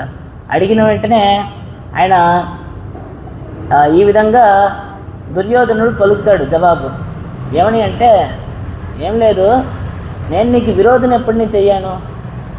ఏమయ్యా కృష్ణ, నువ్వంటే నాకు ఎలాంటి శత్రుత్వం లేదు, నేను నిన్ను అసలు విరోధిగానే భావించడం లేదు, అది కాకుండా నీకు నాకు బంధుత్వం ఉంది. ఈ విధంగా ఉండేటప్పుడు నువ్వు వచ్చేసి నన్ను విరోధిగా ఎంచావు అంటే, నన్ను విరోధిగా ఇలా ఎంచి మా ఇంటికి భోజనానికి రాలేదు అని చెప్తున్నావే, ఇదేమైనా తగునా అని చెప్పేసి ఆ దుర్యోధనుడు వచ్చేసి అడుగుతాడనమాట. దుర్యోధనుడు అడిగిన వెంటనే కృష్ణ పరమాత్మ చెప్తాడు, నువ్వు నన్ను విరోధిగా తలచకపోతే పోయావు, నేను నిన్ను విరోధిగా తెలుస్తున్నాను. ఎందుకయ్యా అంటే, నువ్వు పాండవుల్ని ద్వేషిస్తున్నావు కదా అని చెప్పేసి ఆ దుర్యోధనుడిని చూసి ప్రశ్నిస్తాడనమాట స్వామి. అవును, ఈ దుర్యోధనుడు వచ్చేసి దానికి జవాబు తెలుపుతాడు, అవునవును నేను పాండవుల్ని ద్వేషిస్తున్నాను అని చెప్పేసి. ఇప్పుడు పాండవుల్ని ద్వేషిస్తే నీకేమైంది అని చెప్పేసి కృష్ణుడిని చూసి అడిగితే, మమ ప్రాణాహి పాండవాహ, నాకు ప్రాణ సమానులైనటువంటి వాళ్ళు ఆ పాండవులు, అంటే నా యొక్క భక్తులు. నువ్వు ఎప్పుడైతే వాళ్ళని విరోధిస్తున్నావో, ఎప్పుడైతే వాళ్ళని ద్వేషిస్తున్నావో, నువ్వు కూడా నాకు విరోధి అని చెప్పేసి స్వామి తెలుపుతున్నారనమాట. అంటే తమ యొక్క భక్తులకి ఎవరైతే విరోధులో భగవంతుడికి వాళ్లే విరోధులు అవుతున్నారు అనేటువంటి విషయాన్ని ఇక్కడ చూపిస్తున్నారనమాట. ఆ విధంగా తెన్నిలంగై కోమానై, ఆ విధంగా కోపంతో ఎవరిని సంహరించాడు శ్రీరామచంద్రమూర్తి అంటే, తెన్నిలంగై కోమానై, ఆ లంకేశ్వరుణ్ణి సంహరించాడు. ఆ లంకేశ్వరుడు అంటే అంత వైభవం కలిగినటువంటి వాడంట. హనుమంతుడే ఆ రావణాసురుణ్ణి అలాగ సీతా అమ్మవారిని వెతకడానికి అని చెప్పేసి ఇక్కడి నుంచి సముద్రాన్ని లంఘించి ఆ తట్టుపోతారు కదా. పోయినప్పుడు అతని యొక్క తేజస్సునంతా చూసి, ఆహా ఎంత తేజస్సు అని చెప్పేసి కొనియాడతారు.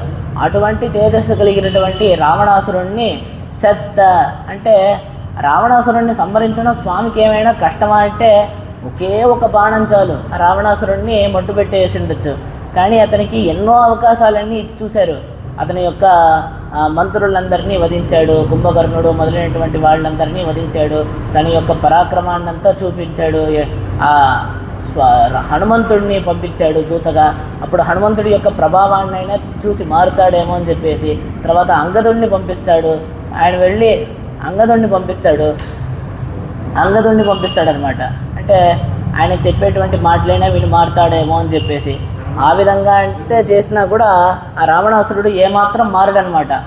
ఆ విధంగా ఉండేటువంటి రావణాసురుడిని ఒకే ఒక్క బాణంతో చంపదగిలిన అంటే సంహరించడానికి అవకాశం ఉన్నా కూడా ఆయన యొక్క సేననంతా సంహరించి, ఆయన యొక్క రథాన్ని ధ్వంసం చేసి, ఆయన యొక్క ఆయుధాన్ని ముక్కలు చేసి, ఆ విధంగా ఆ రావణాసురుడు ఎంత గర్వంతో ఉన్నాడంటే, ఒక మనిషి నాకు సమానమా అంటే, రామచంద్రమూర్తి ఒక మనిషే కదా, అంటే నాకు ఒక మనిషి అసలు సమానం అవుతాడా, నేను ఎంత పెద్ద రాక్షసుడిని అని చెప్పేసి అంత గర్వంతో ఉన్నాడంట. అటువంటి గర్వాన్నంతా అణిచి, అంటే ఆ దురభిమానం ఉంటుంది కదా, దాన్నంతా అణిచి తనకి వచ్చి మనస్తాపం కలిగించి చంపిన అనేటువంటి విషయాన్ని ఇక్కడ చూపిస్తున్నారు. రావణాసురుడిని ఒక్క బాణంతో చంపడానికి స్వామికి అవకాశం ఉన్నా కూడా ఈ విధంగా అంతా అతనికి గర్వాన్నంతా అణిచి అతనికి మనస్తాపం కలిగించి ఆ రావణాసురుడిని చెప్పినటువంటి మనత్తెక్కిని ఆనై, అంటే కృష్ణుడు మనసుకి ఎంతో సుఖంగా అనిపిస్తాడా అంటే తీయగా అనిపిస్తాడా, శ్రీరామచంద్రమూర్తి అంటే శ్రీరామచంద్రమూర్తే మనసుకి ఎంతో సుఖంగా ఉండేటువంటి వాడు, మనసుకి ఎంతో తీయగా ఉండేటువంటి వాడు అని చెప్పేసి ఇక్కడ గోదామ వారు చూపిస్తోంది. ఎందుకంటే వేంబేయాహ వளர்த்தால் எண்ணம் படியே பெண்களை படுகொலை எடுக்கும் కృష్ణனை పోలెన్నికే ఏకదార వ్రతనా ఇరుక్కై. అంటే కృష్ణుడు ఎలా ఉన్నాడంటే వెరిదే పెత్తతాయి వేంబేయాహ వளர்த்தாளే అని చెప్పేసి నాచ్యార్ తిరుముడి అనేటువంటి గ్రంథంలో గోదాదేవి అనుగ్రహిస్తోంది. ఆ యశోదాదేవి ఒక పిల్లోడిని పెట్టుకొని ఉంది, దేనికి పడికిమాలినోడు అని చెప్పేసి అక్కడ గోదాదేవి తెలుపుతోంది. ఆ పెంచడమైనా సరిగ్గా పెంచవచ్చు కదా, చేదుగా పెంచింది, మమ్మల్ని అంతా ఎంత ఇబ్బంది పెడుతున్నాడు, వస్త్రాపహరణ చేశాడు, కుండలంతా పగలగొట్టేస్తున్నాడు, వెన్ననంతా వచ్చి దోచుకొని వెళ్ళిపోతున్నాడు, ఒకటా రెండా అలా కనిపించినట్టు కనిపిస్తాడు, వెంటనే మాయమైపోతాడు, ఎంత ఇబ్బంది పెడుతున్నాడు అటువంటి కృష్ణుడు అని చెప్పేసి ఇలాగ గోపికలందరినీ ఇంత ఇబ్బంది పెట్టేటువంటి కృష్ణుడు అతను ఎంత చేదుగా ఉన్నాడని చెప్పేసి గోదాదేవి అక్కడ వ్యంగ్యంగా చూపిస్తోంది. ఆ విధంగా కాకుండా శ్రీరామచంద్రమూర్తి ఎలా ఉన్నాడంటే ఏకదారా వ్రతుడు, అంటే ఏకపత్ని వ్రతుడై ఉన్నాడు. అలాగా ఆడవాళ్ళందరికీ తాను శరణంగా ఉన్నాడు, అంటే ఆడవాళ్ళందరినీ రక్షించేటువంటి విధంగా స్వామి వేం చేసి ఉన్నారు అనేటువంటి విషయాన్ని చూపిస్తూ ఇక్కడ ఏంటంటే ఇలాగా కృష్ణుడు ఏ విధంగా ఉన్నాడంటే ఇలాగంతా ఇబ్బంది పెడుతున్నారు కదా, అంతా ఇబ్బంది పెట్టి అయ్యో పాపమే వీళ్ళని నేను ఇబ్బంది పెట్టేశానే అని చెప్పేసి కనీసం వచ్చి క్షమాపణైనా చెప్తాడా? అబ్బే కుదిరితే ఇంకో 2 దెబ్బలు వేసి మాయమైపోతాడు. ఆ విధంగా ఉన్నాడు కృష్ణుడు. కానీ శ్రీరామచంద్రమూర్తి ఎలా ఉన్నాడంటే సంజాత బాష్ప పరవీరహంత, అంటే శత్రువుల్ని చూసి కూడా, శత్రువులకి ఏమైనా అయితే కూడా ఈయన కూర్చొని కన్నీరు గారుస్తాడంట. ఆ విధంగా శ్రీరామచంద్రమూర్తి ఉన్నాడు. అంటే ఇప్పుడే ఇంతకుముందే మనం అనుభవించాం. ఆ వాలిని వధించాడు స్వామి, సుగ్రీవుడు చెప్పాడని చెప్పేసి వాలిని వధించేశాడు. కానీ ఆ వాలి కింద పడిపోయిన తర్వాత సుగ్రీవుడు పక్కన కూర్చొని అయ్యో మా అన్న పోయాడే అని చెప్పి ఏడుస్తుంటే ఈయన కూడా పక్కన కూర్చొని ఏడ్చాడా లేడా? ఆ విధంగా శత్రువులకి ఏమైనా అయినా కూడా కన్నీరు కార్చేటువంటి అంతటి గుణాన్ని కలిగినటువంటి ఆ శ్రీరామచంద్రమూర్తిని, అంటే ఇలాగ ఈ విధంగా మనల్ని ఇబ్బంది పెట్టి కనీసం వీళ్ళని ఇబ్బంది పెట్టామే అని చెప్పేసి అలా కూడా అయ్యో పాపం కూడా అనిపించకుండా ఇలా పారిపోతున్నాడే, ఆ కృష్ణుడు కాదమ్మా, శత్రువుల కోసం కూడా కన్నీరు గార్చేటువంటి ఆ శ్రీరామచంద్రమూర్తిని పాడవం నీ వాయితిరవాయి, మేము పాడుతుంటే కూడా నువ్వు సమాధానం పలకకుండా పలక్క లోపల అలా పడుకొని ఉండొచ్చా అని చెప్పేసి ఇక్కడ చూపిస్తున్నారు. కన్నన్నామమే కుడరి కొన్నీర్ అని చెప్పేసి ఇప్పుడు నమ్మాళ్వార్ల యొక్క పాసురం అనమాట. ఈ ఆళ్వార్లు ఏం చేశారంటే ఒక చిలకని పెట్టుకున్నారంట. ఆ చిలకకి నేర్పిస్తారు, నేను భగవంతుడితో చేరి ఉన్నాననుకో, నువ్వు వచ్చేసి కృష్ణనామాన్ని చెప్పు. నేను భగవంతుడి దగ్గర చేరలేను, భగవంతుడు ఇంకా రాలేదు, నేను ఒంటరిగా కూర్చొని బాధపడుతున్నాను అనుకో, అప్పుడు నువ్వు రామనామాన్ని చెప్పు అని చెప్పేసి ఆ చిలక్కి నేర్పిస్తారు. అంటే భగవంతుడితో చేరి ఉండేటప్పుడు ఆ కృష్ణనామం చెప్తే ఇంకా సంతోషం అనేది ఎక్కువ అవుతుంది. భగవంతుడు లేకుండా ఇలా ఒంటరిగా కూర్చొని బాధపడుతున్నప్పుడు రామనామాన్ని చెప్తే రాముడు ఎంతో సత్యంగా ఉండేటువంటి ఆయన, ధర్మాన్ని పాటించేటువంటి ఆయన, చెప్పిన మాట తప్పుడు ఖచ్చితంగా వస్తాడు అని చెప్పేసి కొద్దిగా మనసుని ఆశ్వాసపరుచుకోవచ్చు కదా. ఆ విధంగా నేను భగవంతుడితో చేరుండేటప్పుడు కృష్ణనామాన్ని చెప్పు, నేను ఒంటరిగా ఉండేటప్పుడు రామనామాన్ని చెప్పు అని చెప్పేసి ఆ చిలక్కి నేర్పిస్తారు. ఆ చిలక ఏం చేస్తుందంటే అంతా రివర్స్లో చేసేస్తుంది. ఈయన పాపం భగవంతుడు ఇంకా రాలేదే అని చెప్పేసి కూర్చొని బాధపడుతూ ఉండేటప్పుడు కృష్ణనామాన్ని చెప్పడం మొదలు పెట్టేస్తుంది. అసలే ఆ కృష్ణుడు లభించలేదే అని చెప్పేసి నేను కూర్చొని ఇంత బాధపడుతున్నాను, నువ్వు మళ్ళీ ఆ స్వామి యొక్క నామాన్ని చెప్పేసి నన్ను చంపేసావు పో అని చెప్పేసి ఆ చిలకని చూసి నన్ను కుడరి కొన్నీర్ అని చెప్పేసి ఇక్కడ చూపిస్తున్నారు. కొన్నీర్ అంటే చంపేసావు పో అని చెప్పేసి ఆ చిలకని చూసి చెప్తున్నారు. ఆ విధంగా ఉంది ఆ కృష్ణనామం. అటువంటి కృష్ణనామం కాదమ్మా, మేమంతా ఇప్పుడు రామనామాన్ని చెప్తున్నాం. ఆ రామనామం ఎటువంటిది అంటే ఇత ఉపరి మృత సంజీవనం అని చెప్పేసి రామనామానికి చూపిస్తున్నారు. అంటే మృత్యువాత పడి అక్కడ కింద పడిపోయినటువంటి వాడిని కూడా అలా పైకి లేపేటువంటి, అంటే మృత్యువాత పడి కింద పడిపోయినటువంటి వాడి కూడా సంజీవనంగా ఉండి ఆ సంజీవనం వలె ఆ మృత్యువు నుంచి కూడా వెనక్కి తీసుకొని రాగలిగినటువంటి ఆ రామనామాన్ని మేము పాడుతున్నాము అనేటువంటి విషయాన్ని ఇక్కడ చూపిస్తున్నారనమాట. అలా చూపిస్తూ అంటే విష్ణు సహస్రనామం ఉంది కదా, ఆ విష్ణు సహస్రనామానికి పరాశర భట్టర్ అని చెప్పేసి మన పూర్వాచార్యులు ఆయన వచ్చేసి భగవద్గుణ దర్పణం అనేటువంటి గ్రంథం, అంటే ఆ విష్ణు సహస్రనామానికి భాష్యాన్ని ఈయన చేస్తారనమాట. ఒక్కొక్క విష్ణు సహస్రనామంలో ఉండేటువంటి ఒక్కొక్క నామానికి అర్థతాత్పర్యం అనమాట. ఈ నామం వచ్చేసి దీన్ని ఇలా ఇటువంటి గుణాన్ని వర్ణిస్తోంది, ఈ నామాని యొక్క అర్థం ఈ విధంగా ఉంది అని చెప్పేసి భాష్యాన్ని మనకి అనుగ్రహించారు. ఆయన వచ్చేసి ఆ విష్ణు సహస్రనామంలో ఎలా ఉందంటే మొదటి దగ్గర నుంచి ఫలానా శ్లోకం వరకు ఆ వైకుంఠనాథుణ్ణి తెలుపుతోంది, ఫలానా నామం దగ్గర నుంచి ఫలానా నామం దాకా క్షీరాబ్దిలో మేం చేసి ఉండేటువంటి స్వామి యొక్క వైభవాన్ని తెలుపుతోంది, ఫలానా నామం దగ్గర నుంచి ఫలానా నామం దాకా విష్ణు సహస్రనామంలో నృసింహావతారాన్ని గురించి చెప్తోంది, ఫలానా నామం దగ్గర నుంచి ఫలానా నామం దాకా రామావతారాన్ని చెప్తోంది, కృష్ణావతారాన్ని చెప్తోంది. ఈ విధంగా అంతా విభజించి మనకి చూపించారు స్వామి. అలా చూపించేటప్పుడు ఒక్కొక్క ప్రక్రియగా ఇది కృష్ణావతారాన్ని చూపుతోంది, ఇది వరాహావతారాన్ని చూపిస్తోంది అని చెప్పేసి రామావతారం వచ్చిన వెంటనే ఇలా ఏం చెప్పారంటే ఇత ఉపరి మృత సంజీవని, అంటే మృత్యువాత పడినటువంటి వాడిని కూడా అలా లేపేటువంటి అంతటి వైభవాన్ని కలిగినటువంటి రామవృత్తాంతాన్ని రాముడి యొక్క గుణాలని తెలిపేటువంటి నామాలు ఇవన్నీ అని చెప్పేసి ఆ రామనామాలకంతా భాష్యాన్ని మనకి అనుగ్రహించారు. పరర్ధి పరమస్పష్ట తుష్టపుష్ట శుభేక్షణ రామో విరామో విరజో మార్గో నేయో నయో నయ అని చెప్పేసి అక్కడి నుంచి స్వామి యొక్క రాముడి యొక్క నామాలన్నీ కూడా విష్ణు సహస్రనామంలో మనకు ఉంది అనేటువంటి విషయాన్ని తెలుపుతూ అటువంటి ఆ రామనామాన్ని మేము చెప్తున్నాం. అంటే ఇలా చెప్పిన దానికి దృష్టాంతంగా ఒక విషయాన్ని తెలుపుతారు. ఏంటంటే అశోకవనంలో సీతాదేవి ఉంటుంది. ఉండి ఆ రాముడి యొక్క విరహాన్ని తాళలేక, అరే రాముడు ఇంకా రాలేదే, మనల్ని ఎవరు ఇంకా కాపాడలేదే, మనమంతే ఇంకా ఎవరు మనల్ని కాపాడడానికి రారు అయ్యో అని చెప్పేసి ఆమె యొక్క బాధను తట్టుకోలేక తన యొక్క జడతో తానే ఉరేసుకుందాం అని చెప్పేసి యత్నిస్తుంది. అప్పుడు ఏంటంటే ఆ శించుబా వృక్షం మీద హనుమంతుడు కూర్చొని ఉంటాడు. అరే అరే రే అమ్మవారు ఏంది ఇలా చేసేస్తున్నారే, మనం ఇప్పుడు ఏదో విధంగా దీన్ని మనం నిరోధించాలి అని చెప్పేసి తలచి నేరుగా వెళ్దాం అనుకోండి. రావణాసురుడే అప్పుడు సన్యాసి వేషంలో వచ్చాడు, ఇప్పుడు ఏదో వానరుడి యొక్క వేషంలో వచ్చాడు అనేటువంటి విషయం ఆ విధంగా సీతాదేవి అనుకుంటుందని చెప్పి మనం నేరుగా వెళ్ళిపోలేము ఇప్పుడు సీతాదేవి ముందర. కాబట్టి ఏ విధంగా దీన్ని ఆపాలి అని చెప్పి ఆ శించుబా వృక్షం మీద కూర్చొని రాముడి యొక్క వృత్తాంతాన్ని రామాయణాన్ని ఆయన గానం చేస్తాడనమాట. కూర్చొని ఈ విధంగా దశరథుడు అని చెప్పేసి ఒక మహారాజు ఉన్నాడు, ఆయనకి ఇలాగా రామ లక్ష్మణ భరత శత్రుఘ్నులు అని చెప్పేసి పుత్రులు ఉన్నారు అని చెప్పేసి ఆ రాముడి యొక్క కథనంతా కూర్చొని ఆయన గానం చేయడం మొదలు పెడతారు.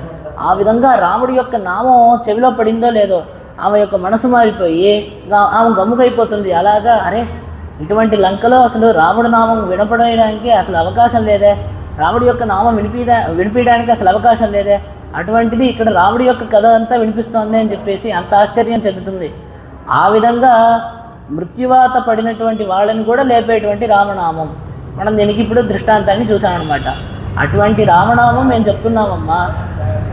అంటే కృష్ణ విరహత్తాలే కమరవిళంద నెంజపదం చెయ్యంబడియాన చక్రవర్తి తిరువగణై పాడచ్చేదేయం.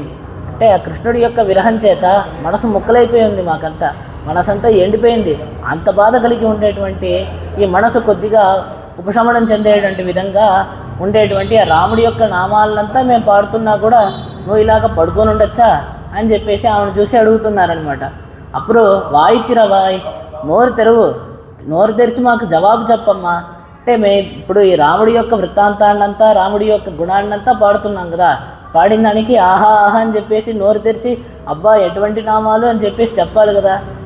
ఇప్పుడు సంతోషమో దుఃఖమో లోపల పెట్టుకోకూడదు, అది బయటికి రావడానికి ఏదో ఒక విధంగా దాన్ని బయట వ్యక్తపరచాలి కదా. ఆ విధంగా నువ్వు ఇప్పుడు రాముడినంతా కీర్తించిన దానికి దానివల్ల ఏర్పడినటువంటి ఆ ప్రీతినంతా బయటకి వ్యక్తపరిచే విధంగా నువ్వు నోరు తెరిచి సమాధానం చెప్పమ్మా అని చెప్పేసి ఆ పడుకొని ఉండేటువంటి గోపికని వీళ్ళందరూ ప్రార్థిస్తారనమాట. ప్రార్థించగా ఇనిత్తాన్ నిడిందిరాయ్ అంటే ఎంగళాత్తామై అరివిత్త పింబం ఉరంగక్కడవో ఎడిందిరాయ్.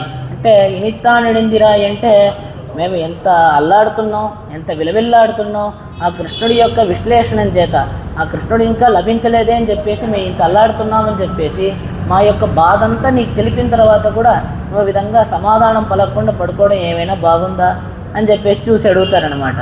ఈదన్న పేరు రక్కం అంటే ఇదేం పెద్ద నిద్రమ్మా అని చెప్పేసి భగవత్స్వరాయ నమః ఎన్నకొండు பிறரார்த்திக்கு த்வரித்து உணர்வோனோడే పడిగి வைத்து ఇంగనే ఉరంగవదే ఎంగిరార్గల్. ఆ భగవంతుడు ఎలా ఉన్నాడు అంటే తమ యొక్క భక్తులు అలా పిలిస్తే చాలంట ఆ ఆర్తులు అంటే అతని యొక్క ఆశ్రితుల యొక్క ఆర్తధ్వని ఉంది కదా, అది విన్న వెంటనే పరుగు పరుగున స్వామి వచ్చి కటాక్షిస్తున్నారు. అటువంటి ఆ స్వామితో, అటువంటి ఆ కృష్ణుడితో నువ్వు బాగా ఆయనతో కలిసి ఉండి కూడా ఆయన యొక్క గుణాలన్నీ చూసి కూడా నువ్వు ఈ విధంగా మేము ఇంత బాధపడుతున్నావు అంటే కూడా బయటికి రాకుండా ఉన్నావే. ఆ స్వామి ఏ విధంగా పరుగున వచ్చాడో ఆయనతో నువ్వు కలిసి ఉన్నావు కాబట్టి నువ్వు కూడా అదే విధంగా పరుగున రావాలి కదా. నువ్వు ఇలా పడుకోవడం ఏమైనా బాగుందా అంటే ఆ గజేంద్రుడు పిలిచాడు, నారాయణావో మణివన్నా నాహణయాయ్ వారాయ్ ఎన్నారిడర నీకాయ్ అని చెప్పేసి, ఓ నారాయణ రావయ్యా, ఓ అఖిలకారుడా రావయ్యా, అంటే అన్నిటికీ మూలమైనటువంటి వాడా స్వామి రావయ్యా అని చెప్పేసి ఆ గజేంద్రుడు అలా పిలిచాడో లేదో, అంతే ఆ ఆశ్రితుడి కోసం అంత వేగంగా స్వామి వచ్చాడు. ఆ విధంగా నువ్వు కూడా వచ్చి మా యొక్క బాధనంతా పోగొట్టాలి కదా, తలుపు తెరుచుకొని బయటికి రామ్మా అని చెప్పేసి ఇలాగా నువ్వు ఇలా పడుకోవడం ఏమైనా బాగుందా అని చెప్పేసి ఇవన్నీ చూసి అడుగుతున్నారు. రెండో విషయాన్ని ఇంకోటి తెలుపుతున్నారు, నువ్వు ఆ స్వామి వలె ఉండకపోతే పోయావు. లోకల్లో సామాన్యులు ఉన్నారు కదా, వాళ్ళందరూ కూడా తెల్లవారిపోతే నిద్ర లేసేస్తున్నారు, నువ్వు తెల్లవారితే కూడా నిద్ర లేవలేదే. నువ్వు అంత విశేషంగా స్వామి వలె పరుగు పరుగుని రాకపోయినా లోకల్లో ఉండేటువంటి సామాన్యుల వలె తెల్లవారితే అయినా నిద్ర లేవాలి కదా, తెల్లవారినా కూడా నిద్ర లేవకుండా ఇలా ఉన్నావే, ఏమైనా బాగుందా అని చెప్పేసి ఆమెకు చూసి అడుగుతున్నారు. అడైతిల్లత్తారం మరిందే అంటే ఇంతమంది గోపికలు వచ్చి లేపిస్తే ఈమె లేచింది, ఇంతమంది గోపికలు వచ్చి ప్రార్థిస్తే ఈమె లేచింది, అంతటి వైభవం కలిగినది అని చెప్పేసి నీకు పేరు లభించాలనుకుంటున్నావేమో, దానికి కూడా అయిపోయింది. ఊర్లో ఉండేటువంటి మేమందరం కూడా వచ్చి నిన్ను పిలుస్తున్నాం, నీ యొక్క వైభవం వచ్చేసి ఊర్లో ఉండే వాళ్ళందరికీ తెలిసిపోయిందిలే అమ్మా, నువ్వు ఇంకా పడుకోనేముంది నిద్రలే అని చెప్పేసి పిలుస్తున్నారనమాట. అంటే ఇంతమంది వచ్చి లేపితే లేచింది అనేటువంటి వైభవం నీకు లభించాలని చెప్పేసి చూస్తున్నావేమో, అది ఊర్లో ఉండే వాళ్ళందరికీ తెలిసిపోయింది నీ వైభవం, కాబట్టి ఏం సమస్య లేదు, నువ్వు వచ్చేసి లేయి అని చెప్పేసి పిలుస్తున్నారు. తర్వాత వచ్చేసి ఇంకో విషయం చూపిస్తున్నారు. భగవత్ విషయం రహస్యమాహ అనుభవిక్కమిత్తనై పురంవిరుక్క పురంవిరుక్క ఆளுண்டோ వెన్నై కిడక్కిరాయాగిల్ అది ఎంగం ప్రసిద్ధమాయిత్తెన్నుమాం అంటే నాలాగా భగవత్ విషయాన్ని అనుభవించడానికి అసలు బయట మనుషులు ఉన్నారా, ఎవరు లేరే అని చెప్పేసి నువ్వు అనుకొని లోపల పడుకున్నావేమో, లేదు మేమందరం ఉన్నాం. ఇప్పుడు ఆ భగవద్ విషయం అనేది బాగా ప్రసిద్ధంగా ఉంది, నీకు ఏ ఇబ్బంది లేదు, కాబట్టి నువ్వు వెంటనే ఇలా రావమ్మా అని చెప్పేసి ఆమెను పిలుస్తున్నారు. ఈ అమ్మాయి ఎలా ఉందంటే భగవద్ రామానుజాచార్యులు అవతరించారే ఆ విధంగా ఉంది ఈమె యొక్క వైభవం అని చెప్పేసి చూపిస్తున్నారు. ఏ విధంగా అంటే ఈమె యొక్క వైభవాన్ని లోకల్లో ఉండే వాళ్ళంతా అర్థం చేసుకున్నారు. అంటే ఇంతమంది గోపికలందరూ వచ్చి లేపగా ఈమె లేచింది అని చెప్పేసి ఊర్లో వాళ్ళందరికీ ఈమె యొక్క వైభవం ఏ విధంగా తెలిసిందో భగవద్ రామానుజాచార్యులు అవతరించి విశేషమైన అర్థాలన్నింటినీ, అతి రహస్యంగా ఉండేటువంటి అర్థాలన్నింటినీ కూడా లోకల్లో ఎంతో ప్రసిద్ధిగా అందరికీ స్వామి అనుగ్రహించారు, ఆ విధంగా ఉంది ఇది అని చెప్పేసి ఇక్కడ తెలుపుతున్నారనమాట. ఈ విధంగా తెలిపి ఆమెని నిద్రలేయమ్మా అని చెప్పగా వచ్చి తలుపు తెరిచింది, వీళ్ళందరితో కలిసింది, వీళ్ళందరూ తర్వాత గోపిక ఇంటికి వెళ్ళారు. ఇక్కడతో ఈ పాసురార్థాన్ని తీసుకుంటున్నాం. రేపు పుళ్ళిన్వాయి కింటాని పుల్లావరక్కనే అనేటువంటి పాసురం, దాని యొక్క విశేషమైన అర్థాలన్నింటినీ రేపటి ఉపన్యాసంలో మనం అందరం అనుభవిద్దాం. సోచ్చిట్ట మాలికా బంధగంధ బంధుర జిష్ణవే విష్ణు చిత్తతనూజాయై గోదాయై నిత్యమంగళం మాదృశా కించన త్రాణబద్ధగంగణవా విష్ణు చిత్తతనూజాయై గోదాయై నిత్యమంగళం శ్రీమత్యై విష్ణు చిత్తార్య మనోనందన హేతవే నందనందన సుందర్యై గోదాయై నిత్యమంగళం శ్రీమతే రంజజా మాతృమునీంద్రాయ మహాత్మనే శ్రీరంగవాసినే భూయాత్ நித்யமங்கலம். ஆண்டாள் திருவடிகளே சரணம், எம்பெருமானார் திருவடிகளே சரணம், ஜீயர் திருவடிகளே சரணம். यतिराज यतिराज यतिराज जय हो, यतिराज यतिराज रामानुज जय हो, रामानुज जय हो. यतिराज यतिराज यतिराज जय